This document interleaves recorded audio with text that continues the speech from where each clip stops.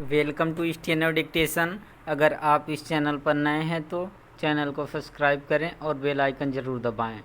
Dictation 5 second बाद शुरू होगा।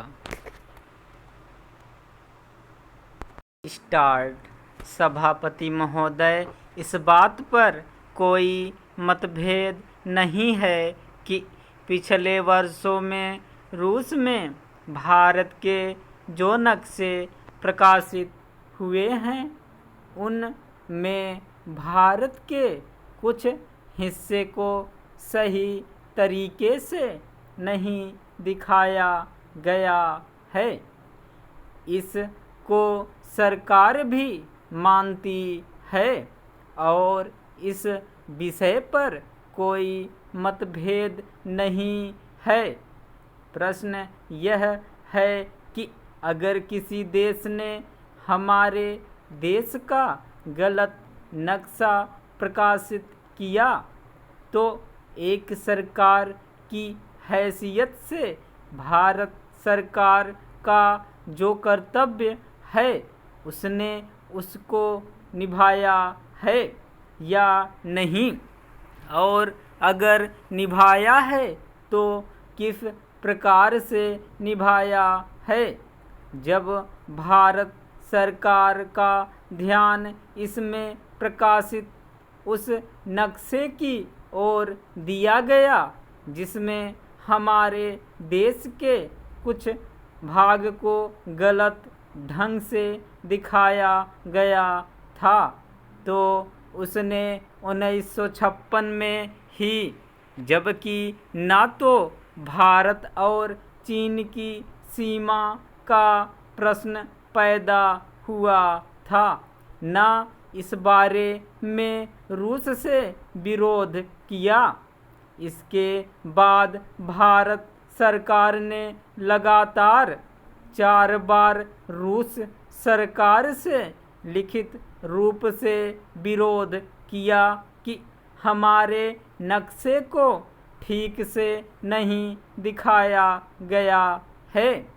जिस नक्शे को लेकर यह चर्चा हो रही है, जब उसकी ओर भारत सरकार का ध्यान गया तो उसने जून, जुलाई और अगस्त में लगातार 3 बार अपने राजदूत के माध्यम से और रूस के जो अधिकारी हमारे देश में आए उनसे बातचीत करके रूस का ध्यान इस ओर आकर्षित किया कि उसने इस देश का नक्शा ठीक नहीं दिखाया है। प्रश्न यह है कि जिस नक्शे के बारे में हम चर्चा कर रहे हैं उसके बारे में हमें चिंता होनी चाहिए या नहीं। मैं समझता हूँ कि अगर दुनिया का कोई भी देश हमारा नक्शा सही ढंग से नहीं दिखाता है तो स्वाभाविक रूप से देश को उसके बारे में चिंता करनी चाहिए।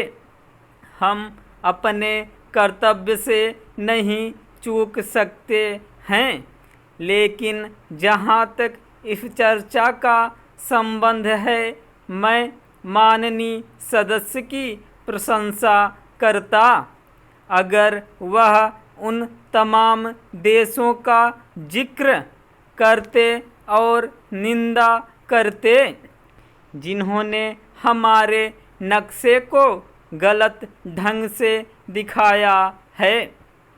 उदाहरण के लिए पाकिस्तान को शिकायत है कि रूस, ईरान और मिस्र उसके नक्शे को केवल रूस ने ही नहीं बल्कि अमेरिका ने भी गलत दिखाया है। जिस कश्मीर को हम भारत का ताज कहते आए हैं, जिसके बारे में कहते हैं कि वह इस धरती पर हमारा स्वर्ग है। हमारा देश कृषि प्रधान है, लेकिन खेती के बाद उद्योग का हमारे देश के आर्थिक जीवन में बड़ा प्रमुख और महत्वपूर्ण स्थान है। आज़ादी के बाद देश में बड़े और मौलिक उद्योग धंधे खड़े किए गए हैं, जिनकी बहुत आवश्यकता थी। उस दिशा में अच्छा प्रयास किया गया है और उसमें बड़ी सफलता भी मिली है।